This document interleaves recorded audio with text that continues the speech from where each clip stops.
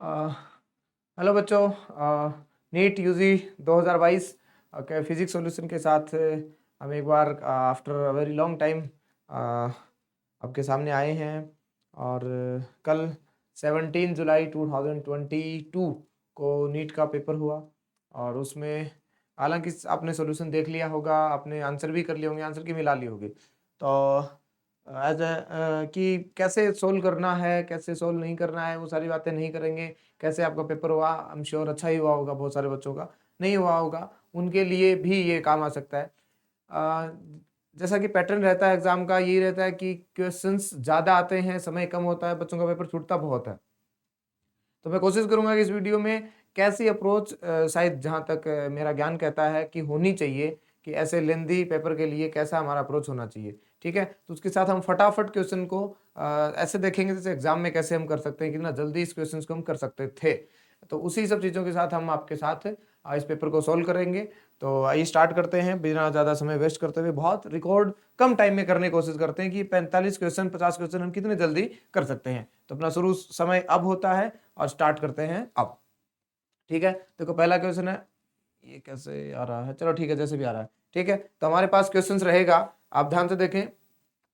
हाँ हाँ, तो कैसा क्वेश्चंस रहेगा मेरे पास, देखिए two resistor of resistance 100 ohm and 200 ohm are connected in parallel in an electrical circuit. The ratio of the thermal energy developed, thermal energy develop यानी H जो I²RT होता है उसकी बात कर रहा है। अब देखो दोनों पैरेलल में कराई है, तो मैं तो ऐसे कहता हूं I²R क्या होती है, P, तो थर्मल एनर्जी होती है बेटा P इंटू टी। ठीक, अब यहां से मैं जानता हूं पैरेलल के अंदर जो पावर होती है ना वो R की इनवर्सली प्रोपोर्शनल होती है। यानी अगर आपका R यस, अगर आपका R जो है ज्यादा है तो P कम होगा, इसलिए जल्दी से P और P2 का रेशियो देख लो, तो आपका के पास क्या आ जाएगा बेटा 200 बेटा 100, answer has to be 2:1। Simple, कहाँ है 4 नंबर आंसर है। यानी आपको सिंपली बताना है भाई, हीट ज्यादा डेवलप तब होगी जब पावर लॉस ज्यादा होगा। पावर लॉस के बराबर होता है ना, तो यानी और पैरेलल में उसका ज्यादा पावर लॉस होता है जिसका रेजिस्टेंस कम होता है, सीरीज में उसका ज्यादा होता है जिसका रेजिस्टेंस ज्यादा होता है। ठीक है, सिंपल। नेक्स्ट क्वेश्चन है कि an ideal gas undergoes 4 different process from the same initial state as shown in the figure. Those process are adiabatic, isothermal, isobaric. और ठीक है, चारों प्रोसेस जो होती है ना वही अपने पास दे रखे हैं। अब देखो करो which represent the adiabatic process, ऐसे जब भी ग्राफ आए ना मैं फिर कहता हूं जिसका डीवी बाई डी आर, DV sorry DP by DV जिसका ज्यादा होता है वो कौन सी होती है, आइडियाबैटिक होती है। अब यहाँ पे 3 4 आपके पास तो सबसे ज्यादा स्टीफेस्ट अगर ध्यान से देखोगे तो किसका होगा, इस वाले का होगा, यानी 2 नंबर जो है वो एडियाबैटिक प्रोसेस होगी। 2 नंबर जो है एडियाबैटिक, ये सब लोग जानते हैं कि जिसका स्लोप जितना खड़ा होता है, स्लोप ज्यादा होता है वो एडियाबैटिक होती है। तो देखते ही सीधा होना चाहिए था क्वेश्चन। ठीक है, नेक्स्ट क्वेश्चन है कि ratio of distance travel by the freely body in first second third and fourth second. ये कोई क्वेश्चन है ही नहीं। सच में गैलीलियो का एक बात है कि हमारे ओड नंबर के रेशियो के अनुसार से होता है, तो इसको देखते टिक होना चाहिए। मुझे लगता है बहुत सारे बच्चों ने देखते इसको टिक किया होगा। ठीक है, अगला है, अच्छा है, given below two statement. Statement first है बायो सावर्ट, इसको ध्यान से देखना भाई। Biot Savart gives us the expression for the magnetic field strength. आपको पता होगा मैग्नेटिक फील्ड बी की स्ट्रेंथ देता है बेटा mu naught I D L. ठीक है, और अपॉन आर, ध्यान से देखिए इसमें I D L cross R, ये वेक्टर होता है इसके साथ, और ये वाला एक वेक्टर कंटेंट होता है इसके अंदर। ठीक है, और अपॉन में क्या होता है बेटा, आर वेक्टर है तो आर क्यूब आता है इसके अंदर ये, और आइडियल साइन थीटा में आप लिख देते हो। यहां पर बहुत बार आपको सिखाया जाता है, जब भी टीचर पढ़ाता है ना वो कहता है कि बेटा आईडीएल जो है उसे वेक्टर एलिमेंट बोलते हैं। IDL is a small current element, और ये आई में तो कोई वेक्टर नहीं होता लेकिन डीएल वेक्टर होता है, इसलिए आईडीएल अपने आप में एक वेक्टर कंटेंट होता है बेटा। क्या होता है कि वेक्टर कंटेंट होता है आईडीएल, ये तुम्हें ध्यान होना चाहिए। ठीक है, तो ये आईडीएल वेक्टर कंटेंट होता है, इसलिए जो आई और डीएल है, ये आई के ऊपर डॉट होता है डीएल, तो डीएल वेक्टर बन जाता है, इसलिए पूरा एक आई क्या होता है, वेक्टर एलिमेंट होता है। इसलिए आपको ध्यान रखना चाहिए कि वेक्टर एलिमेंट मेरे पास कौन सा होता है। ठीक है, चलो अब देखो इसने क्या लिखा है, magnetic field strength of an infinitely current small element. अब देखो current element IDL of a current carrying conductor, ये बात सच है। आईडीएल बहुत छोटे एलिमेंट की वजह से वो करंट देता है, ये मैं पता है इतना। लेकिन दूसरा क्या है, Biot Savart law is analogous to Coulomb's inverse square law. अब कूलम के हिसाब से क्या होता है, जैसे आपने पढ़ा होगा ना के Q1 Q2 by are square, उसमें ये कूलम के हिसाब से भी है। कैसे, mu naught I D L sine theta खोल दोगे तो आर से आर कट जाएगा, तो ये बेटा mu naught I D L और sine theta upon R square होता है, इसलिए कूलम के हिसाब से भी बात ठीक बैठती है, कोई समस्या नहीं है। और charge Q with the former being related to the field produced by a scalar source, ये गलती हो गई, स्केलर सोर्स नहीं होना चाहिए, ये वेक्टर सोर्स होता है। while the later being produced by a vector source q, और चार्ज जो होता है वो क्या होता है, स्केलर होता है, इसने उसको क्या माना है भाई, वेक्टर माना है, इसलिए आपके साथ ये सारी चीजें जो है वो क्या हो जाएगी, गड़बड़ हो जाएगी। ठीक है, in light of above statement choose the most appropriate, तो इसका मतलब है पहला सही है दूसरा गलत है, तो statement first is correct and statement two is incorrect, तो मुझे लगता है ए इज द राइट आंसर। ठीक है, ये थोड़ा सा समझने वाली बात थी, कोई बात नहीं, हो गया। A body of mass 60 kg experience gravitational force of 3 Newton, gravitational force है बेटा 3 न्यूटन का force, 3 Newton. When placed at a particular point, the magnitude of the gravitational field intensity, ये पता है क्या ग्रेविटेशनल फील्ड इंटेंसिटी क्या होती है? नहीं सर, ये बेटा एक्सेलरेशन को कहते हैं, कैपिटल जी को ही कहते हैं। ठीक है क्या? अब ध्यान से देखो, F बराबर क्या होता है, mg, तो यहां से g कितना आ गया बेटा, F बाई m, बोला है कि नहीं आया? F की वैल्यू कितनी है, 3 न्यूटन, और m कितना है, 60 ग्राम, तो ग्राम को करेंगे तो ऊपर लेके चले जाएंगे ना 1000 को। ठीक है, तो 0 से 0 कट गया, और 3 दूनी 6 और 2 50, आंसर तो बता 50 न्यूटन आया और केजी। यार सिंपल आंसर। ठीक है, कैलकुलेशन में भी कोई ज्यादा समय नहीं लग रहा था। The peak voltage of the AC source is, बहुत सिंपल है, पीक वोल्टेज है वो एसी सोर्स की, वो √2 टाइम होती है आरएमएस वैल्यू की, सिंपल। ठीक है, देखते हैं टिक करने वाला question. Next, energy that will be radiated, 1000 kilowatt power दे रखी है और टाइम दे रखा है। मैं बच्चों को फिर कहता हूं, power is energy upon time, तो बेटा एनर्जी बराबर पावर इनटू टाइम, तो बोलो भाई पावर कितनी है, 1000 और बेटा किलो, तो इसका मतलब है 100 किलो है, सॉरी 1000, और 1 आर, आर का मतलब है 3600 सेकंड, तो देख कितनी होगी, 2 और 3 5 2 7, 36 इंटू 10 की power 7 is the right answer, answer खत्म।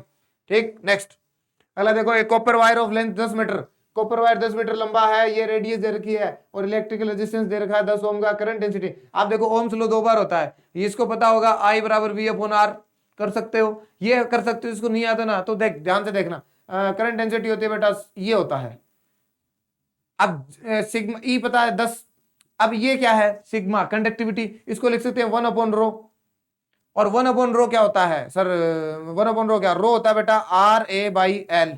अब देख 10, L कितना है 10, और बेटा R कितना दे रखा 10, एरिया कितना है पाई आर स्क्वायर, तो पाई R कितना है बेटा उसका 10 की पावर -2 अपॉन रूट पाई, तो यानी 10 की पावर -4 अपॉन पाई का स्क्वायर, बोलो पाई से पाई गई, 10 से 10 गया, तो 10 की power 5 is the right answer, खत्म। ठीक है, और किसी को नहीं पता तो यहाँ से L से ऊपर नीचे मल्टीप्लाई करके भी कर सकते थे, V बाई L क्या बन गया तेरा, E बन गया, नीचे ऊपर नीचे एरिया से मल्टीप्लाई कर देता तो ये बन जाती करंट डेंसिटी, ये फिर तेरी वापस से रो बन गई, कुछ भी कर सकते हो। मैं तो कहता हूँ ये ओम्स लॉ ही है, इसको माइक्रोस्कोपिक लेवल पे याद रख। चल ठीक, आगे बढ़।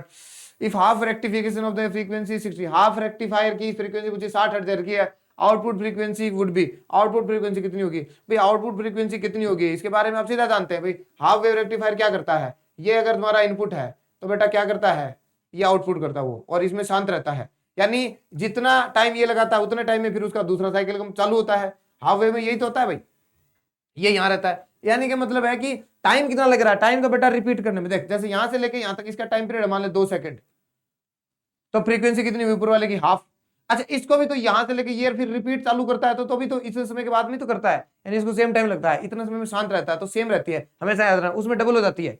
ठीक है, फुल वेव में तो 60 हर्ट्ज राइट आंसर रहेगा। Next, if a soap bubble expand the pressure inside, देखो सोप बबल ये है तुम्हारा, अंदर का प्रेशर होता है P इन और बाहर का होता है बेटा P आउट, और आपने पढ़ा होगा डेल्ट P अंदर वाला ज्यादा होता है और बाहर वाला ज्यादा, और ये क्या है बबल है, क्या बबल है, तो भाई 40/R। अब आपने इसको सोचो, बाहर का एटमॉस्फेयर प्रेशर चेंज नहीं होगा, तो भाई ये कह रहा है कि एक्सपेंड कर रहा है, इसका मतलब ये बढ़ रही है, इसका मतलब ये चीज घट रही है, और ये चीज घटने में ये कांस्टेंट रहती है, तो इसका मतलब ये अंदर वाला प्रेशर घट रहा है, तो अंदर का प्रेशर क्या होगा बेटा, डिक्रीज होगा, अंदर का प्रेशर क्या होगा, डिक्रीज होगा। ठीक, the ratio of the radius of gyration of a thin uniform disc, thin uniform disc है about an axis passing through its centre and normal to its plane. अच्छा, नॉर्मल टू इट्स प्लेन का mr square कितना होता है बेटा, mr disc का mr square by 2, ये नहीं होता नॉर्मल, और इसके किसके बराबर करते बेटा, m के स्क्वायर के बराबर करते, और ये 1 मान लिए। ठीक है, दूसरा कहता है radius of gyration of the disc about its diameter, अच्छा डायमीटर के अलोंग क्या होता है बेटा, mr स्क्वायर बाई 4, और वहां से क्या हो जाएगी m के 1 2, रेडियस ऑफ जायरेशन यही होता है ना, मोमेंट ऑफ इनर्शिया को m के स्क्वायर के बराबर रख दे, के रेडियस ऑफ जायरेशन होती है, तो देख m से m कट गया, r स्क्वायर से r स्क्वायर कट गया, तो बेटा 4 ऊपर आ गया और 2 चला गया, और यहां से बचेगा k1 अपॉन k2 का स्क्वायर, बोल है कि नहीं, ये बच गया 2, तो काट देगा √2 1, तो √2 इज आंसर, खत्म। ठीक, simple. Next, If the initial tension in a stretched string is doubled and then the ratio of the initial final speed और ट्रांसफर यार भाई सिंपल होता है, रूट टी बाई म्यू होता है वेलोसिटी, और कुछ बदला नहीं है, तो वेलोसिटी रूट टू टाइम की हो गई, और टेंशन कितना कर दिया, डबल कर दिया, तो भैया बाद में रूट टू टाइम हो जाएगी। तो पूछा क्या है, इनिशियल एंड फाइनल स्पीड, तो इनिशियल अगर बेटा v है तो फाइनल कितनी हो जाएगी, रूट टू वी, यानी 1/√2 इज द आंसर। ठीक, अगला देखो, two object of mass 10 kg and 20 kg are connect, 10 kg का एक मास है और इधर कितने का है, 20 kg का मास है। ठीक है, are connected to the ends of a rod of 10 metre.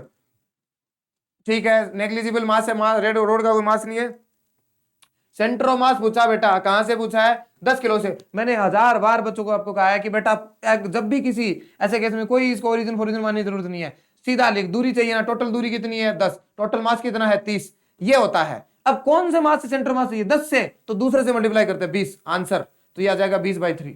और अगर तेरे से यही पूछा टोटल दूरी 10, टोटल मास कितना है 30, और 10 वाले से पूछिए तो 20 से करते, 20 वाले से पूछिए तो 10 से करते, तो ये कट गया, तो 10/3 आ जाता, तो 20/3 इसका सही आंसर होगा। सीधा टोटल दूरी याद लिख ले, जब भी दो ऐसे मास आए और मैं सेंटर मास की दूरी पूछे, टोटल दूरी अपॉन टोटल मास इनटू वो मास जिससे दूरी पूछी नहीं है, सीधा।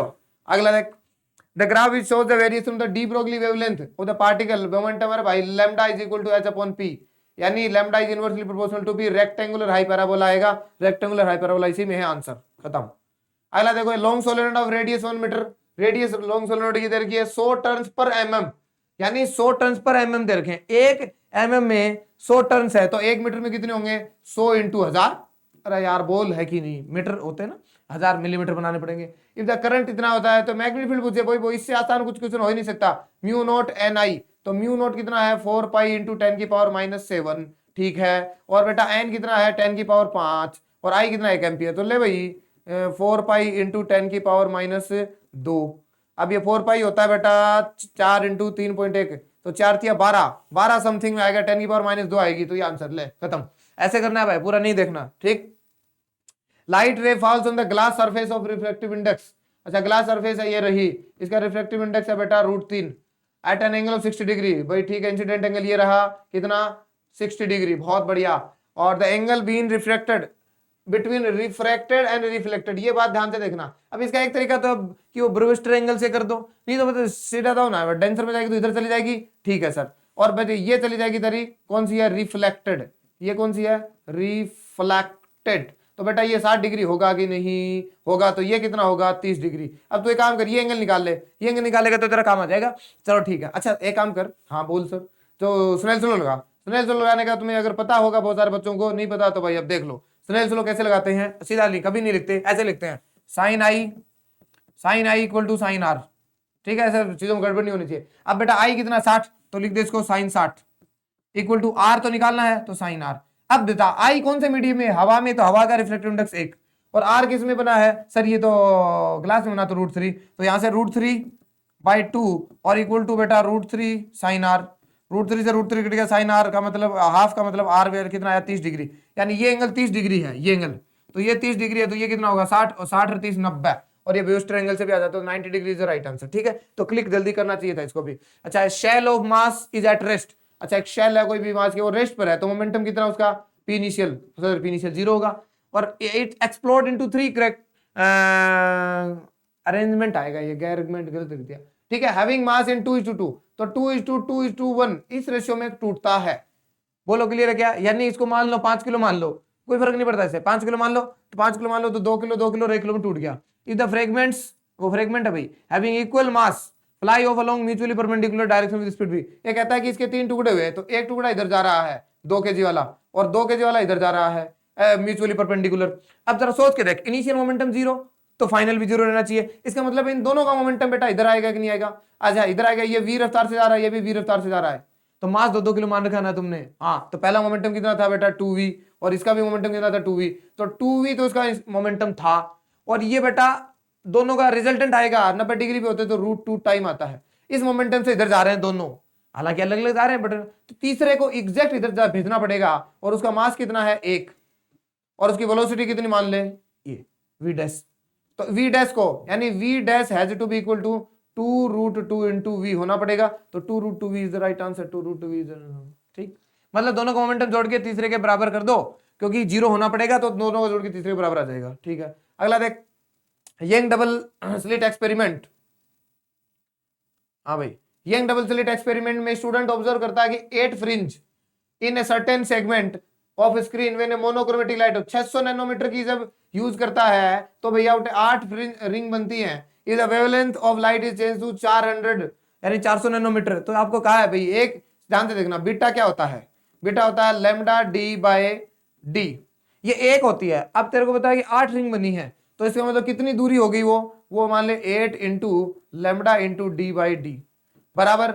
अब वो दूसरे की करता है तो मान ले n फ्रिंज बनती है उसकी, तो lambda into D by lambda attach कर देती, इन डी से तो ये कट गया 8, उसका लैम्डा बेटा 600 और उसका लैम्डा कितना 400। सर नैनोमीटर क्यों नहीं लिखा? नैनोमीटर से नैनोमीटर कट गया, तो देख 4 दूनी 8 और यहाँ n और लगा ले रहा है, तो 6 दूनी 12, तो आंसर कितना आ जाएगा? 12। बहुत सिंपल प्रश्न था, बहुत बार आए हुए पहले, तो सीधा रखो, ऐसे प्रश्न बहुत बार आते हैं, तो उसके n इंटू कर दो और उसके n इंटू बराबर कर दो। यानी मैं सही बताऊं तो n1 beta is equal to n2 beta 2, ये होता है बस। अगला देख, इलेक्ट्रिकल लिफ्ट, ये एक लिफ्ट है with a maximum load of 2000 KG, lift plus passenger, तो नीचे की ओर बेटा कितना फोर्स लग रहा है? 2000 केजी, तो 2000 केजी इंटू 10 ये फोर्स होगा नीचे। इज मूविंग अप, ऊपर जा रही है, बहुत बढ़िया, विद अ कांस्टेंट स्पीड। अच्छा, ऊपर की स्पीड भी कांस्टेंट है क्या? तो बहुत बढ़िया, मीटर पर second. The frictional force opposing the frictional force oppose कर रहा है मोशन को, और वो भी नीचे लग रहा है, अपोज कर रहा है, तो 3000। ठीक है, तो 20,000 और 3000 कितने हो गए बेटा? 23,000 न्यूटन का फोर्स लग रहा है नीचे। ठीक है, the minimum power delivered by the motor. अब मोटर कितनी पावर देगी भाई? पावर मिनिमम मतलब कम से कम इतना तो फोर्स मोटर को लगाना पड़ेगा, तो पावर होती है बेटा F इंटू वी, तो F कितना बेटा? 23,000 इंटू वी कितना? 1.5। अब तुम ध्यान से देखो, इसको कैलकुलेट करो, 23 इंटू 15, तो देख 23,000 को 1.5 से मल्टीप्लाई किया है, तो 1.5 को आप 20 से मल्टीप्लाई करो तो ही 30,000 हो जाएगा। 30,000 का कोई ऑप्शन है क्या? 30,000 से ऊपर एक ही ऑप्शन है, तो सही आंसर है, ले करने की जरूरत नहीं है। अरे भाई 23,000 तो ये सीधा पड़ा है, और देख ऑप्शन एक 20,000 हो ही नहीं सकता, 23,000 हो नहीं सकता, 23,500 वैसे नहीं होगा, 500 थोड़ी पड़ेगा, 1.5 से गुना करेगा तो 23 46 से 34,000 के आसपास जाएगा। सही कह रहा है, ये आंसर होगा। प्लेन एंगल एंड सोल्डर, देखो दो ही दुनिया की ऐसी क्वांटिटी जिनमें यूनिट तो है लेकिन डायमेंशन नहीं है। इनकी यूनिट है, एक की तो रेडियन और एक की कौन सी बेटा? स्टेरेडियन। ये 2 यूनिट होती है, इसकी डायमेंशन कुछ नहीं है, यूनिट्स बट नो डायमेंशन। सीधा ओरली आप ये यूनिट और डायमेंशन के चैप्टर को ध्यान से देख लीजिए, इसमें बहुत सिंपल प्रश्न आते हैं, 3-4 आए इस बार भी, और देख लो सबसे ज्यादा और सबसे आसान सवाल आता है। अगला, इन the given nuclear reaction element x क्या है? न्यूक्लियर रिएक्शन है भाई, ये दे रखा अपने को 11 सोडियम और 22, ये बात दे रखी है। अब बात कर रखी है कि पॉजिटिव है यानी बेटा है, तो बेटा का मतलब पॉजिटिव चार्ज निकला है, तो भैया मास नंबर तो कुछ नहीं होगा, 22 का 22 रहेगा। ठीक है, लेकिन वो घट जाएगा एक, क्योंकि यहाँ पे 10 आएगा और एक इसका, तो 11 बैलेंस हो जाएंगे ना, तो 10 वाला एक ऑप्शन है और ये वाला, ये कौन सा रहेगा? यही रहेगा।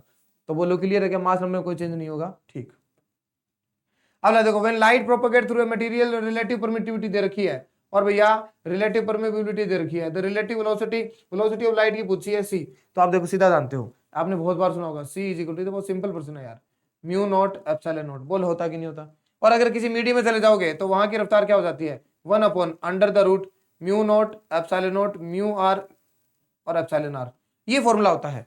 अब आप सोच के देखो, ये वाली चीज क्या है? ये सी नहीं है कि तो ऊपर ले जाओ इसको, तो सी और upon √ mu R epsilon R, ये कहाँ है? ये एक ही है, लो खत्म। ठीक, अगला है द टेम्परेचर ये तो भाई मैं तो कहता हूँ 7वीं 8वीं क्लास में भी आ जाता है। टेम्परेचर भैया, कंडक्टर है तो इंक्रीज करेगा और सेमीकंडक्टर तो डिक्रीज करेगा, increase for conductor but decrease for semiconductor, answer सीधा ओरली। डायमेंशन ऑफ, हाँ ये कह सकते हो कि इसको थोड़ा इस बार आपको थोड़ा ठीक घुमा घुमा के दिया इसने, तो ये क्वेश्चन कोई बताने लायक नहीं है। ठीक है, अब मैं तो सीधा जानता हूं, देखो m1 L1 T-2, ये क्या है? ये फोर्स है। ठीक है, और इनटू वो A-2 यानी फोर्स के अंदर, और A-2 मतलब MP I² आया होगा, ये चीज है, मतलब करंट 2 बार होगी मान लो से। अब ऐसा फॉर्मूला कहां पर आता है जहां करंट 2 बार आती है फॉर्मूला? तो एक आता है आपका फोर्स पर यूनिट, 2 वायर होते हैं ना इनफाइनाइट लेंथ के, उनकी एक लेंथ पे आता है, तो वो क्या होता है? Mu naught I1 I2 upon 2πD equal to force पर यूनिट लेंथ, ऐसा कुछ आता है आपको अगर याद हो तो। ये क्या होता है? फोर्स पर यूनिट लेंथ का फॉर्मूला होता है। तो यहां से बताओ ये वाली चीज और यहाँ पे फोर्स पर यूनिट लेंथ होता है, लेंथ से लेंथ कट गया, 2 पाई की कुछ होती नहीं है, तो सीधा क्या हो गया F अपॉन आई का स्क्वायर। मुझे लग रहा है ये परमेबिलिटी हो जाएगी, तो मैग्नेटिक परमेबिलिटी हो जाएगी सीधी। कई बार ऐसे भी तोड़ लिया करो। एक और अच्छा तरीका क्या है कि आपको दी की डायमेंशन को बीच में कुछ दिख जाए ना ऐसे, तो तोड़ लेते, मैंने तोड़ लिया ना M1 L1 T-2, ये होता है बेटा फोर्स होता है यहाँ फोर्स, और I2 करंट हो गया, यहाँ से कुछ क्लिक कर सकता है, तो ध्यान रखो। वैसे कोई बात नहीं, लंबा था कर सकते थे। Angle between electric field line, electrical line of force यानी इलेक्ट्रिकल फील्ड एंड की इक्विपोटेंस है, भाई साहब कुछ नहीं है 90 डिग्री, सीधा जानते हो इक्विपोटेंस 90 डिग्री पर होती है। Let T1 and T be the energy of electron in the first and second excited state। First और सेकंड एक्साइटेड मतलब ग्राउंड लेवल से, यानी N1 कितना हो गया 2 और N2 कितना हो गया बेटा 3, क्योंकि पहला एक्साइटेड स्टेट हो गया ना, ठीक है। और according to the Bohr's model the ratio of T1 and T2, T1 और T2 एनर्जी है, तो हम जानते हैं energy is inversely proportional to n² होती है। अरे जितना दूर जाते हैं ज्यादा Z² अपॉन n², एक एटम के लिए Z कॉमन रहेगा, तो इसका मतलब होगा बेटा T1 अपॉन T2, तो भाई 9/4 हो जाएगी मेरे हिसाब से, तो 3 को पलट दोगे तो 9/4 ऑप्शन है क्या? हाँ ये रहा, ठीक। अगला देखो, हाँ देखो भाई ये दिख नहीं रहा आपको, मैं बताता हूँ। In the given circuit ABC the potential drop across the PN junction are equal in. Potential drop कौन से में इक्वल होते हैं? अब आप देखो ध्यान से देखो, ये वाला चीज है PN, ये पॉजिटिव है और ये नेगेटिव है, तो ये किस में बेटा फॉरवर्ड वाइस में, और ये भी किस में फॉरवर्ड वाइस में, क्योंकि इनका कोई पोटेंशियल वगैरह का आइडियल जब होते हैं तो सेम होते हैं। अब तुम बताओ जब दो रजिस्टर एक जैसे हैं और उनको सीरीज में लगा दो, जैसे ये देख ये R और ये R, इसको सीरीज में लगा दिया, और ये R है बेटा, ये R है, तो ये V वोल्टेज है ना, तो बेटा इसके ऊपर V/2 ड्रॉप होती है, इसके ऊपर V/2 ऐसे होगा, इसका मतलब इसमें तो होगा। दूसरा है देख ये पॉजिटिव, ये फॉरवर्ड वाइस में है, और ये बेटा रिवर्स वाइस में हो गया, तो ये काम ही नहीं करेगा सिस्टम, सर्किट ही खत्म हो जाएगा, ठीक है। और अगले वाले में देखिए ये गलत कर दिया, टाइप गलत हो गया, ये इधर उल्टा था, अब ढंग से देखें, ये पॉजिटिव हो जाए तो ये पॉजिटिव इधर कर दिया, तो ये फॉरवर्ड वाइस होगी, और ये भी कौन होगी फॉरवर्ड वाइस, तो मतलब ये और ये दोनों सर्किट है ना A और C, ये एक जैसे ही है, ठीक है, इनमें कोई चेंज नहीं, गलती से टाइप हो गया, इसका मतलब बोथ आएगा बेटा, both circuit A and C is the right answer. अगला है by convex lens radius of curvature है बेटा 20 सेंटीमीटर ईच, 20 सेंटीमीटर है, ठीक है। Refractive index of the material, अब भाई सीधी सी बात है, हम जानते हैं रिफ्रैक्टिव इंडेक्स देर का क्या, हाँ पावर पूछी है, तो भाई चलो ठीक है 1/f निकाल लो, μ-1 हवा में जब होता है 1/r1 - 1/r2, लेंस में अगर फॉर्मूला जानते हो, कुछ बच्चे बाई कॉन्वेक्स में, अब भाई इनको आप बराबर कर दोगे तो 2r हो जाएगा, तो 1.5 - 1 ये तो आ गया इंटू 2 और अपॉन r, और रेडियस ऑफ कर्वेचर कितनी है 20 सेंटीमीटर, सेंटीमीटर को मतलब है उसको आप क्या लिख दोगे 100 में लिख दोगे से, तो ये कितना हुआ भाई 2 10, और 10 को इससे कर दोगे तो 10 बचे, ये 0.5 5 डी आ जाएगा आंसर, खत्म, ठीक। अगला when two monochromatic light of frequency mu and μ2, यानी एक लाइट है जो म्यू की गिरती है और दूसरी किसकी गिरती है μ/2 की, किसी मेटल पे गिर रही है क्या, incident on a photo electric metal there stopping potential Vs/2 और Vs, स्टॉपिंग पोटेंशियल इतना है, the threshold frequency for this metal is, मतलब आप ऊपर से क्या डाल रहे हो म्यू की डाल रहे हो और μ/2 डाल रहे हो, दो फ्रीक्वेंसी डाल रहे हो, तो इसकी थ्रेशोल्ड जो है, अब आप जैसे मान लो थ्रेशोल्ड है 50, हाँ बिल्कुल, और आप डालते हो 40, तो फोटो इलेक्ट्रिक इफेक्ट होगा ही नहीं, फोटो इलेक्ट्रिक इफेक्ट अगर होगा नहीं, इसका मतलब आपको जो डाली जाती फ्रीक्वेंसी है ना वो ज्यादा होनी चाहिए, इसका मतलब जो आप थ्रेशोल्ड डाल रहे हो वो जो V है आपकी डालने वाली V/2, छोटी कौन सी दोनों में V/2, मतलब आपकी थ्रेशोल्ड V/2 से भी छोटी होनी चाहिए, तभी तो फोटो इलेक्ट्रिक इफेक्ट होगा। अब बेटा ये देख ये तो 0.6V है, यानी ये कितना 0.5V ना, यानी 0.5V से छोटा होना चाहिए, ये 2V होगा नहीं, और ये 3V नहीं होगा, और ये 1.5V, मतलब 4 में से कोई भी एक ऐसा ऑप्शन नहीं है, हाँ जो क्या करता है 0.5V छोटा हो, तो ये प्रश्न तो गलत आंसर नहीं है, हाँ। When two monochromatic light of frequency V and V are incident on a photoelectric metal, the stopping potential becomes इतना the threshold frequency for this metal is, हाँ मुझे लगता है ये क्वेश्चन गड़बड़ है, गड़बड़, ठीक है। अगला देखो spherical ball is dropped in a long column of highly viscous liquid, एक ऐसे कॉलम के अंदर डाली जाती है जो बहुत ज्यादा विस्कस है, यानी जो बहुत ज्यादा स्टॉक फोर्स लगाएगा। The curve in the graph shown which represent the speed of the ball as function of time t। अब क्या होता है, नॉर्मली ऊपर से कोई बॉल गिरती है तो नीचे कौन लगेगा बेटा, mg। mg तो सेम रहेगा।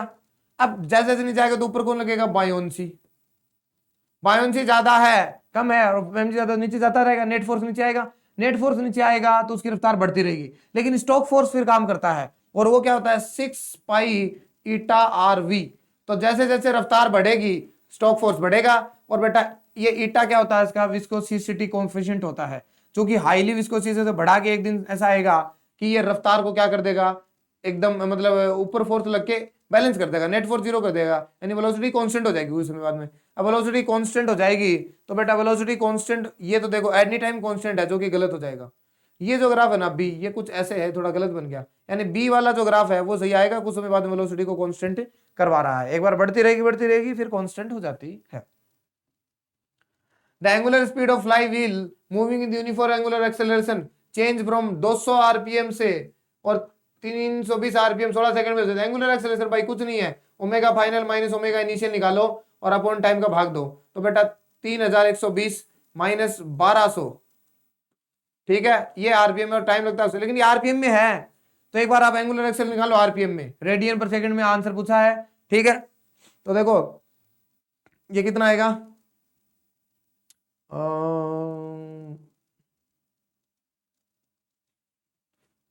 3120 और 1200, 02, और ये कितने से गया भाई, 9,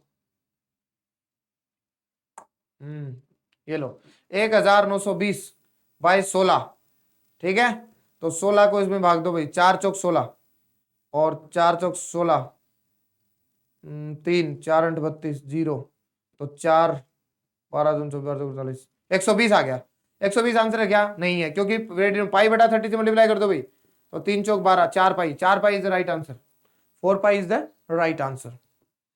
अगला देखो, square loop of side 1 metre, 1 metre side का कौन है, लूप है, और रेजिस्टेंस इतना है, मैग्नेटिक फील्ड इतना है, यानी बी भी दे रखा है, इधर plane of loop is perpendicular to direction magnetic field. अब देखो ये गड़बड़ कर दी, प्लेन जो है वो परपेंडिकुलर है, यानी प्लेन आपका ऐसे है, ठीक है, ऐसे है प्लेन, और इसके परपेंडिकुलर है आपका magnetic field.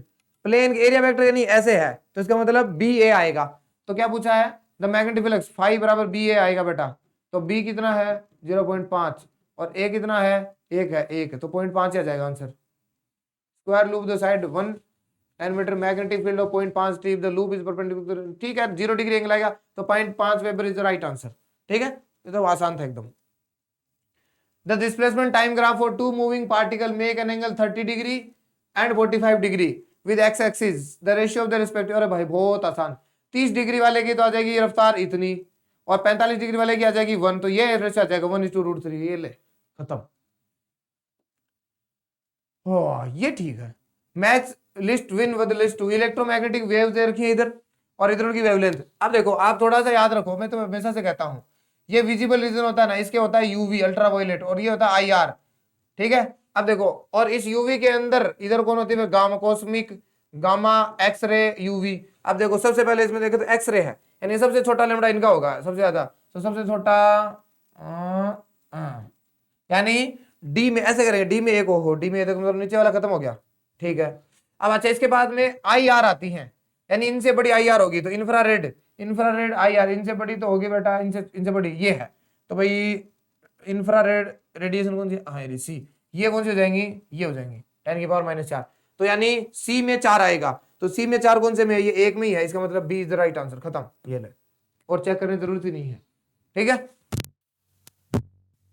To hollow conducting sphere of R1 and R2, R1 बहुत बड़ा है, इक्वल चार्ज है, पोटेंशियल, अरे भाई ले KQ/R1 और KQ/R2। अब भाई जो बड़ा होगा उसका पोटेंशियल कम होगा, इसका मतलब छोटे पे ज्यादा होगा, तो भाई more on smaller sphere, simple. अगला देखो, ए कैपेसिटर ऑफ कैपेसिटेंस, इतनी कैपेसिटेंस का कैपेसिटर है, चार्ज कर दिया जाता है 100 वोल्ट की बैटरी से, कहां से, यहां से वोल्ट की कर दिया, ठीक है, बहुत बढ़िया, अच्छा है। Then it is disconnected from the battery, battery से डिस्कनेक्ट कर दिया, and connected to the another uncharged capacitor of capacitance। अच्छा दूसरा कैपेसिटर भी सेम है, as shown in the figure, the electrostatic energy stored by the system। अब देखो ध्यान रखना, ये प्रश्न अब एक अच्छे लेवल पे पहुंच गया, इसको पता नहीं आप कैसे करोगे, मैं बताता हूं। जी आपको इसकी एनर्जी इसमें स्टोर कितनी होगी, हाफ सी वी स्क्वायर होगी कि नहीं होगी, इसकी एनर्जी आप निकाल लोगे। अब जब कैपेसिटर दूसरे के साथ कनेक्ट किया जाता है और बराबर कैपेसिटर होता है ना, तो बेटा ये बात ध्यान रखना, दोनों में सेम एनर्जी आती है, बोल आती है कि नहीं आती। मतलब ये जो एनर्जी स्टोर हुई है ना, वो एनर्जी तो ठीक है, अब इनमें जो फाइनल एनर्जी है ना वो दोनों में बराबर है, अब वही निकालनी है अपने को, सम करना है। लेकिन मैं ऐसे कहता हूं, जब भी आप किसी बैटरी से कैपेसिटर को जोड़ते हो ना, तो आधी एनर्जी हीट लॉस में जाती है और आधी उसमें स्टोर होती है। अब बेटा इसमें इतनी एनर्जी स्टोर होगी, ये निकाल तू, हाफ सी कितना है बेटा, 900 माइक्रो है, पिको पिको है तो 10⁻⁻12, और बेटा वी स्क्वायर का मतलब है 10⁻4, बोल हुई कि नहीं हुई। और ये इसे जोड़ दे तो 45, 450 आ गया, यानी 45 इंटू, अब देख 4 1 5, तो 10 की पावर कितनी आई, 5 तो 7 आ गई, ठीक है, यानी 4.5 इंटू 10⁻⁻6 जूल, ये एनर्जी है जो पहले कैपेसिटर में है, बोलो है कि नहीं, बिल्कुल है सर। अब बेटा इस कैपेसिटर को दूसरे कैपेसिटर से जोड़ दिया, तो क्या इसकी आधी इसमें चली जाएगी, इसकी आधी बच जाएगी, नहीं बेटा जितनी एनर्जी है ना इसकी आधी खर्च हो जाएगी, हमेशा याद रखना, दोनों कैपेसिटर सेम तो आधी खर्च हो जाएगी, तो बचेगी कितने, 2.25 इंटू 10 की पावर, ये दोनों के अंदर क्या हो जाएगी, डिस्ट्रीब्यूट हो जाएगी, तो 2.25 कोई आंसर ये रहा, ये ले बिना कैलकुलेशन के खत्म। इसलिए कहता हूं ऐसे प्रश्नों को ध्यान रख, कैपेसिटर जितनी बैटरी एनर्जी देती है ना उसे आधी लेता है अपने अंदर, आधी खर्च हो जाती है हीट लॉस में। अब फिर उस कैपेसिटर को दूसरे कैपेसिटर से जोड़ दें, और अगर वो सेम कैपेसिटर है तो ध्यान रखना उसकी जो एनर्जी स्टोर हुई है ना उसकी आधी फिर हीट लॉस में चली जाएगी, आधी दोनों में डिस्ट्रीब्यूट होती है, तो आंसर यहां से सीधा ठीक। अगला देख, volume occupied by the molecule containing 4.5 kg water at STP if the molecular intermolecular Venice away.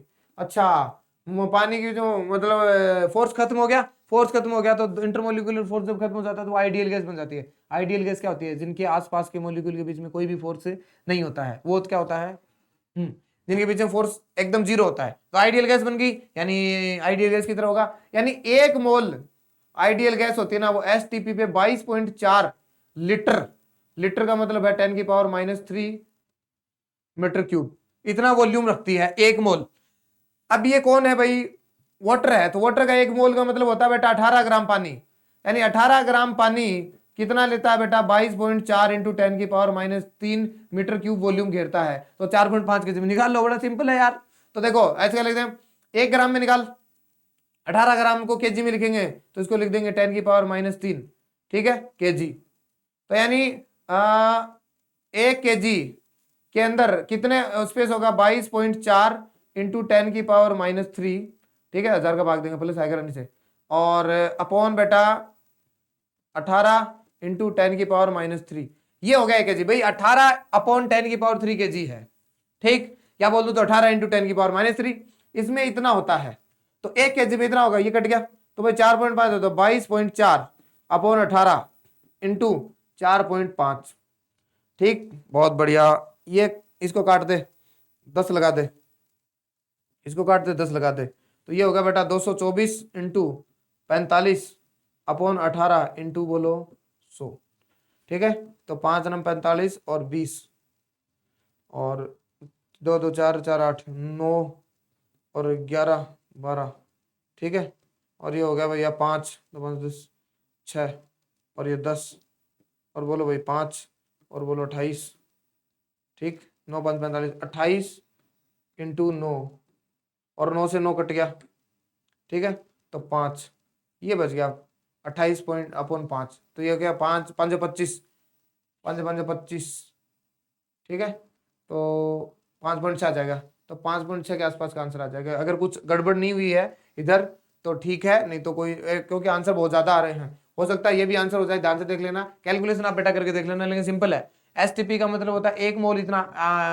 Volume डालती है, तो 4.5 को आप निकाल दोगे ठीक है, देख लेना इसका आंसर। अच्छा ये भी अच्छा है, ये कह रहा था मैं इससे आ रहा है, तो तुम्हारे यूएनडी से देखो, ग्रेविटेशनल कांस्टेंट याद नहीं रख सकते, पोटेंशियल एनर्जी पोटेंशियल एनर्जी तो एक बात है, और उसकी जानते हैं m1L2T-2 ये लो, तो भैया बी से तो हो जाएगा 4, तो बी से 4 कौन है, बी से 4 1, अच्छा ये खत्म हो गया तो इनको छोड़ दे ठीक है ठीक। अब तू एक काम कर ले, डी का देख ले, डी कौन है, ग्रेविटेशनल इंटेंसिटी ठीक है, ग्रेविटेशनल इंटेंसिटी भाई एक्सेलरेशन ही होती है, तो वो तो L1T-2 होती है, तो 3, तो यानी बी में 3 नहीं सी में 3, इसका मतलब सी में 3 इसी में है, तो ये आंसर हो जाएगा सीधा खत्म। ऐसे करने हैं इन। A Wheatstone bridge is used to determine the value of unknown resistance x, ठीक है, बहुत बढ़िया। Adjusting the variable resistance y for the most precise measurement of x, the p and q। भाई आपको बहुत बार कहा है कि Wheatstone ब्रिज अच्छा खासा बढ़िया सही रिजल्ट देता है, नजदीक रिजल्ट देता है अगर p और q की बराबर होती है value. Should be very large and equal, गलत। Do not play, should be approximately equal to 2x, should be approximately equal under small, छोटे होने चाहिए और स्मॉल होने चाहिए, ठीक है। तो बहुत बढ़िया, इसलिए 2x के साथ कोई कॉन्सेप्ट नहीं है, एक जैसे होने चाहिए। अगला आता है area of a rectangle, rectangular field of length, length कितनी दे दी बेटा 5.3 मीटर, ये लेंथ है, और ब्रेथ दे दी 25 मीटर, ये कितनी है बी, और राउंडिंग ऑफ करना है करेक्ट सिग्निफिकेंट में। अब एक बात सोच के देखो, इस प्रश्न को ओरली करना था, इसमें कितने सिग्निफिकेंट फिगर है 3, इसमें कितने हैं 2। अब बेटा मल्टीप्लाई और डिवाइड में आपको पता है कि जब मल्टीप्लाई डिवाइड कर दो उसके बाद में आपके आंसर में उतने सिग्निफिकेंट होने चाहिए जितना दिए गए क्वेश्चन में सबसे कम है। तो 2 किसमें है, देख इसमें 4 हैं तो नहीं हो सकता, इसमें 3 है नहीं हो सकता, इसमें 2 है, इसमें 5 हो गए, तो सीधा आंसर होगा, करने की जरूरत ही नहीं है। 2 सिग्निफिकेंट एक में ही है बेटा और है ही नहीं किसी में। अगला देखो, given below 2 statement, one is labeled assertion, another is labeled as a reason assertion. The stretching of a spring is determined by the shear modulus of the material of the spring। ये बात सच है, spring को हम खींचते हैं तो देखो ना, किसी बुक को हम ऐसे करते हो शेप बदल जाती है ना, तो स्प्रिंग भी तो यहाँ चली जाती है, खींची जाती है, इसका मतलब पहली बात सच है, असर्शन सही है। A coil spring of copper has more tensile strength than steel, ये बात गलत है, स्टील की ज्यादा होती है बेटा, स्टील की क्या होती है, ज्यादा होती है, इसलिए दूसरा स्टेटमेंट गलत हो गया, असर्शन सही है, assertion is true but is false, तो ए इज राइट आंसर। अगला देखो, for round ampere law for a from for long straight wire circular cross sectional carrying a current, variation of magnetic field पूछा है outside और inside region. अब आप पता है आपको कि भाई ये वायर होता है और इसके अंदर पूरा करंट जाता है, तो बी इन जो होता है ना बेटा वो डायरेक्टली प्रोपोर्शनल टू आर होता है, और बाहर जो होता है वो mu naught M one open R होता है, ये आप जानते हो। और इसको बी को ऐसे भी लिखा जाता है mu not J R by 2। तो अंदर बेटा क्या होता है लीनियरली increasing, तो linearly increasing function of distance r up to the boundary of the wire and decreasing one with 1 by r dependence from the outside region, ठीक है, ठीक लग रहा है या 1 upon r। linearly decreasing गलत बात होगी, boundary। a linearly increasing function of distance, linearly increasing function of distance up to the boundary of the wire and linearly decreasing for the outside region, linearly decreasing, और इसमें decreasing, ए भाई 1 upon r दे दिया ना, इससे decrease थोड़ी था, 1 upon r से बढ़ता है, इसका मतलब 4 is the right answer. Linearly घटेगा और लीनियरली बढ़ेगा, ठीक, लीनियर का मतलब पावर 1। 2 पेंडुलम ऑफ लेंथ इतना, ये अच्छा प्रश्न है, 100 centimetre start vibrating in phase at some instant 2 are at their mean position at the same phase, the minimum number of oscillation vibration of shorter pendulum का पूछ लिया, after which the 2 are again in the same phase mean position. अब देखो T1 कितना होता है, time period देख लो, 2 पाई √121 और सेंटीमीटर और इंटू जी, और T2 कितना बेटा 2 पाई इंटू 100 जी, तो इसकी वैल्यू आ जाएगी बेटा 11, और अंदर कुछ वैल्यू है उसको x मान ले, और इसको मान ले 10 इंटू एक्स, यानी इसका टाइम पीरियड है 11x और इसका टाइम पीरियड क्या है 10x। मैं तो आपको कहता हूँ, कई बार मैंने बच्चों को बताया है जो भी पूछते हैं कि भैया ऐसे केस जब आए ना, इनका एलसीएम ले लिया कर, इन दोनों का एलसीएम ले, इन दोनों का एलसीएम लेंगे तो 11 और 10 का एलसीएम कितना आएगा, 11 और 10 का एलसीएम आएगा बेटा 110, कितना आएगा 110, यानी टाइम इनका एलसीएम आएगा बेटा 110, बोलो आया कि नहीं आया। यानी दोनों के साथ अगर आप डील करो तो मान लो T1 है 11 1x है, यानी आप अगर ऐसे नहीं समझ पा रहे तो समझो ये पेंडुलम है छोटे वाला और ये बड़ा, अब छोटे वाले का टाइम पीरियड है, देख T1 की बात करो 121, छोटे वाला ये है, इसका टाइम पीरियड बेटा 10t, तो ये देख 10x के बाद में रिपीट हो जाएगा, फिर बेटा 20x 30x 40x ऐसे ये रिपीट होता जाएगा यूं नीचे, मतलब इतने टाइम बाद में रिपीटेशन करता रहेगा। ये कैसे करेगा 11x 22x 33x, मतलब टाइम पीरियड पूछा ना, after which the two are again in the same phase, तो बेटा कितने टाइम बाद में इसमें आएगा 110x आएगा और इसमें भी 110x आएगा एक दिन, उस दिन ये वापस टाइम पीरियड को क्या लगेगा बराबर लगेगा। यानी प्रश्न आपसे पूछा है कि मिनिमम नंबर ऑफ वाइब्रेशन तो बाद में बता देंगे, लेकिन आपको पहले देखना है कि कितने चक्कर के बाद में ये वापस आ जाएंगे। तो देख ये छोटे वाला एक चक्कर काटने में 10x 20x 30x ऐसे से नाम टाइम लेगा। तो बता 11 चक्कर जब काट देगा, 11 चक्कर कंप्लीट करेगा तो टाइम कितना लगेगा? 110 सेकंड x। और ये बड़े वाला 10 कर देगा तभी तो इसके 110 टाइम हो जाएगा। यानी इतने टाइम के बाद में फिर से ये क्या आ जाएंगे, सेम फेज में आ जाएंगे। तो इसलिए मैं कहता था दोनों को क्या ले ले, कॉमन एलसीएम ले ले, तो 110 110 टाइम है। अब बता छोटे वाला टाइम है 10, 110 एक्स लगेगा तो 10 एक्स का भाग दे दे, तो बेटा ये 0 0 तो 11 आएगा। यानी छोटे वाले के हिस्से में कितना आएंगे? 11 आएंगे। और बड़े वाले के हिस्से में कितना आएंगे? 10 आएंगे। तो आपके हिसाब से कर सकते, लेकिन यानी ऐसे क्वेश्चन में क्या करना है, आप एलसीएम ले लो, एलसीएम लेके जिसका भी टाइम पीरियड बचा उसका भाग दे दो, तो आपके साथ आराम से जल्दी से आंसर आ जाएगा। जबकि इस क्वेश्चन को सबसे पहले करने का यही तरीका है कि आप दोनों सिंपल पेंडुलम को छोड़ दो, ये बेटा 10 सेकंड में एक चक्कर पूरा कर देगा, वो 11 में करेगा। ऐसे करते करते करते करते इनका जो एलसीएम आता है वो चक्कर इनका क्या करता है, मेन होता है। 2 point charge minus q plus qr placed at a distance l as shown in the figure, ठीक है। Magnitude of electric density is radius r बहुत बड़ा l दे दिया ना बेटा, तो याद रखना ये सिंगेज का क्वेश्चन है, डाइपोल, डाइपोल बन गया। और डाइपोल का जो ई होता है वो इनवर्सली प्रोपोर्शनल होता है बेटा आर क्यूब के, ये ध्यान रखना। इसलिए आर क्यूब के हाँ ठीक है, तो आर क्यूब वाला कौन सा इसमें, आर क्यूब जो भी आंसर होगा ये 2 है, आर क्यूब ये है ये आंसर। तो ये सिंपल पर्सन नहीं था, ठीक है। Series LCR circuit with inductance, inductance दे दिया, कैपेसिटेंस दे दिया और रेजिस्टेंस दे दिया, कनेक्टेड है द सोर्स ऑफ, ये दे दिया भाई वी, बहुत बढ़िया। If the resistance and frequency LCR is V not and the frequency is V, अब देख फ्रीक्वेंसी पूछी है वी, तो सीधा दिख रहा है ओमेगा बराबर बेटा 100 और ये होती है 2 पाई एफ बराबर 100, तो एफ को वी बोला है सोर्स, तो ये हो जाएगी बेटा 50 बटा पाई, तो 50 बटा पाई कहाँ कहाँ है, वी, तो ये पर्सन नहीं हो सकता और ये नहीं हो सकता, ठीक है। और 50 हर्ट्ज नहीं हो सकती वो, हाँ, और वो भी 50 हर्ट्ज नहीं हो सकती।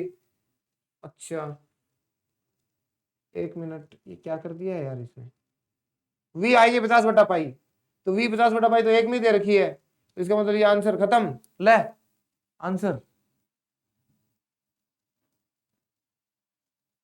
आंसर कहीं टाइपिंग मिस्टेक तो नहीं होनी चाहिए जहां तक लग रहा है, ठीक है।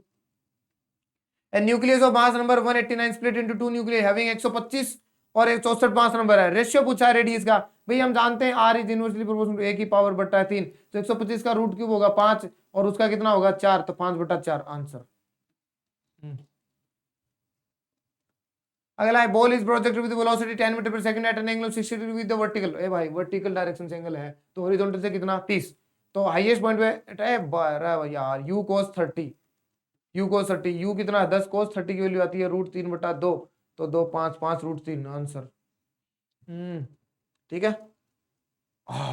ये अच्छा है, truth table for the given circuit, truth table कौन सी होगी, तो देखो भाई ट्रूथ टेबल है, मैं कहता हूँ ये क्वेश्चन करने का सबसे आसान तरीका है, अगर वुलन अलजेब्रा तुझे आता है, वुलन एक्सप्रेशन के साथ खेलना आता है तो अच्छा है, अदरवाइज नहीं हो पाएगा जल्दी से। ये बेटा ए है और ये बी है और ये भाई इधर ये है। तो ये कौन सा होगा, एंड, एंड का मतलब ए डॉट बी और नेंड हो गया ये क्योंकि ऊपर लगा रखा, फिर इसका एक्सप्रेशन है बेटा बी और वहां आ गया ए बार, तो यानी ये है ए बार डॉट बी और इसका कौन सा बार।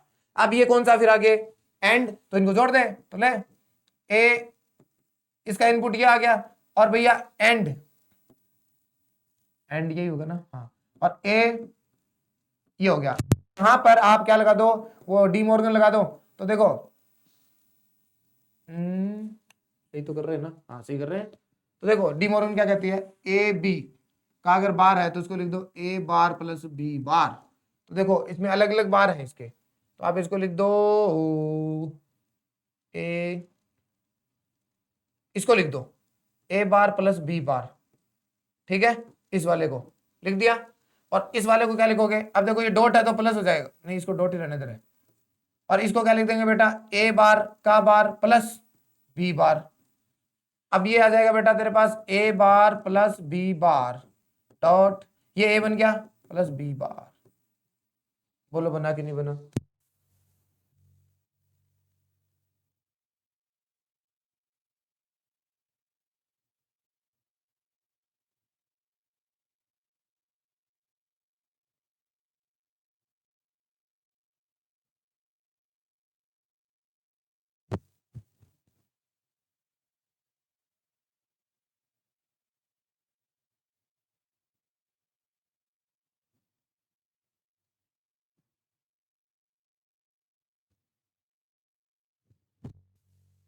ए मेरी ए बार बी बार, ठीक है। तो ये तो हो गया बेटा ए बार प्लस बी बार, हाँ, और ये हो गया तेरा ए प्लस बी बार, ऐसे आ गए। तो ये एंड है, तो ये लो, इनका आंसर आ जाएगा ए प्लस बी बार। ये आपके पास एक्सप्रेशन आ गया, ठीक। अब इस से आप सी है, सी की वैल्यू कितनी आ गई, यहां से देखो भाई, सी की वैल्यू कितनी आ गई मेरे पास, सी की वैल्यू आ गई ए बार प्लस बी बार और dot A plus B bar. बोलो हो, हाँ। अब इसको आप मल्टीप्लाई करो, अंदर अंदर मल्टीप्लाई करो, तो ए से ए बार, हाँ, ए से ए बार प्लस ए बार बी बार, बहुत बढ़िया, प्लस ए बी बार और plus B bar B bar, और बी बार तो क्या रहेगा, फिर बी रहेगा, ठीक है। हाँ सर। अब देखो, और ए बार क्या हो जाएंगे, खत्म हो जाएंगे, तो ये बचा तेरे पास, ठीक है। हाँ, तो बी बार इसमें कॉमन ले ले बेटा, बी बार कॉमन ले लेगा तो ए प्लस ए बार, वो खत्म हो जाएगा वो बी, तो ए बार, यानी सी बराबर बेटा, ये फिर क्या हो जाएगा, फिर खत्म हो जाएगा, यानी सी बराबर बचा बी बार। ये अपने पास फाइनल एक्सप्रेशन आ गया, ठीक है। देखो थोड़ा सा अपन बीच में अटक गए हैं इसमें, चाहे तो आप और शॉर्टकट कर सकते थे, मुझे लगता है वुलन एक्सप्रेशन कर लेना चाहिए, ठीक है। तो देखो इसे नैंड नैंड और फिर एंड, इनको करोगे तो आपके साथ सारा एक्सप्रेशन है सी बराबर बी बार। अब देखो जहां भी सी है वो बी बार चाहिए, तो यहां देखो सी और बी बार उल्टा होना चाहिए, 0 1 सही है, 0 1 सही है, 0 1 सही है, 1 0 सही है, तो पहला ऑप्शन हो जाएगा। बाकी देखिए ये गलत हो गया, इधर सी और बी बार है, सी बराबर बी बार होना चाहिए, यानी बी का उल्टा होना चाहिए, ये भी गलत हो जाएगा, और इसमें ये गलत हो जाएगा, तो ये गलत हो गया, ये गलत हो गया, ये गलत हो गया, सीधा चेक करना। मतलब अगर आप वुलन एक्सप्रेशन जल्दी से कर लेते, अपन भी थोड़ा सा अटक गए, आपके साथ भी हो सकता है, तो ऐसा आराम से किया जा सकता है, ठीक है। Two transparent media A and B are separated by a plane boundary, the speed of light in those media is this critical angle for the ray. अच्छा देखो क्रिटिकल एंगल मैं बताता हूं, sine inverse IC, critical angle हमेशा याद रखना। अगर आपको ऐसे दे दे नॉर्मली, एक मीडियम तो बहुत आसान है, 1/n कर दो, फिर भी दे देना तो बेटा तुम जानता है साइन इनवर्स के अंदर छोटी चीज ऊपर और नीचे बड़ी, तो ले दो, ये लो, ये आंसर हो जाएगा, ये 3/4 75, साइन इनवर्स 75 आंसर। ऊपर छोटी अपन बड़ी आएगी हमेशा, कोई सोचने की जरूरत नहीं है ज्यादा, ठीक है। A big circular coil of 1000 turn, इतना टर्न है उसमें, एवरेज रेडियस है इतनी, is rotating about in horizontal diameter of 2 radian पर सेकंड, यानी ओमेगा दे दी बेटा 2, इधर vertical component of magnetism B, B दे दिया 2 × 10⁻⁵, ठीक है। एंड इलेक्ट्रिकल रेजिस्टेंस दे दिया इतना, मैक्सिमम इंड्यूस करंट, अब भाई करंट होती है तो सीधा अब निकाल दो, ईएमएफ तो कितना होगा d∅dt, और इसमें क्या दे दो, आर का भाग दे दो, करंट आ जाएगी आर, तो d∅dt करेंगे तो देख एन, ठीक है, और बी ए और ओमेगा बाई आर आ जाएगा। भाई फ्लक्स को क्या लिखते हो, बी ए कोस थीटा, इसको क्या लिखोगे, बी ए कोस थीटा, ठीक है, और थीटा की ओमेगा टी लिखोगे तो ओमेगा आ जाएगा। तो एन कितना है बेटा 1000, इंटू बी कितना है 2 × 10⁻⁵, और इंटू ए कितना है 10 मीटर, तो पाई आर स्क्वायर मतलब 10⁻⁴, और आर कितना भाई, ओ भाई आर आर आर आर 12.56, ठीक है, ठीक है सर, कोई समस्या नहीं है। अब देख बराबर 3 ये रही, 5 से 4 9, if a big of 1000 turns average radius आ गया पाई आर स्क्वायर, ठीक है। ए ओमेगा की वैल्यू कहाँ लिखी है हमने, ओमेगा की तो नहीं लिखी, एन बी ए, ओमेगा नहीं लिखी ना, 2 रेडियन पर सेकंड, हाँ ओमेगा की 2 रेडियन पर सेकंड लिख दी, ठीक है, कोई दिक्कत नहीं है। अब देखो चलो, पाई की वैल्यू होती है 3.14 इंटू 2 दूनी 4, 1256, मुझे लगता है 4 या 12 ये एक ही चीज आएगी, ठीक है। और वहां से पाई आर स्क्वायर, रेडियस 10 मीटर दे रखी है बेटा, तो रेडियस है तो 10 मीटर प्लस में आएगा, फिर ये 4, तो देखो पाई आर स्क्वायर, ये गड़बड़ कर दी हमने, रेडियस 10 है तो उसका स्क्वायर 10 स्क्वायर हो जाएगी, तो 3 ये रहे 2 ये रहे 5, ये भी कट गए ये भी कट गए ये भी कट गए, तो आंसर आएगा 1। तो 1 एम्पियर आएगा आंसर। समझ में आ गया? थोड़ा सा ध्यान नहीं रखा हमने, तो एन बी ओमेगा सीधा लगा देंगे। लास्ट क्वेश्चन हो ही गए। इससे पहले वाला कौन सा था? ये था। तो आप देख रहे हैं बेटा, अभी समय अपने रिकॉर्ड करे सिर्फ 50 मिनट हुई है, इसमें हमने स्टार्टिंग में बात भी करी है, ठीक है, थोड़ी थोड़ी बातें भी बढ़ी हैं। कहने का मतलब है कि पेपर बहुत ज्यादा टफ नहीं था, पेपर अच्छा था, ठीक है, और बहुत ज्यादा आप ये भी नहीं कह सकते। मैं कहना चाहता हूं कि अगर आपको ऐसे पेपर मिलते हैं जैसे बायोलॉजी के बारे में बोले कि बहुत ज्यादा लेंथी आया, इस समय फिजिक्स के साथ आपको जाना चाहिए था, फिजिक्स बहुत ज्यादा आसान थी, ठीक है। तो इन्हीं शब्दों के साथ ज्यादा इसको वीडियो को बड़ा नहीं करते हुए अपन ध्यान रखेंगे कि आगे हम इसी चीज को और रखेंगे, ठीक है। तो इन्हीं सब चीजों के साथ और मिलते हैं फिर कभी एक बार और किसी वीडियो में, तब तक के लिए नमस्कार, जय हिंद।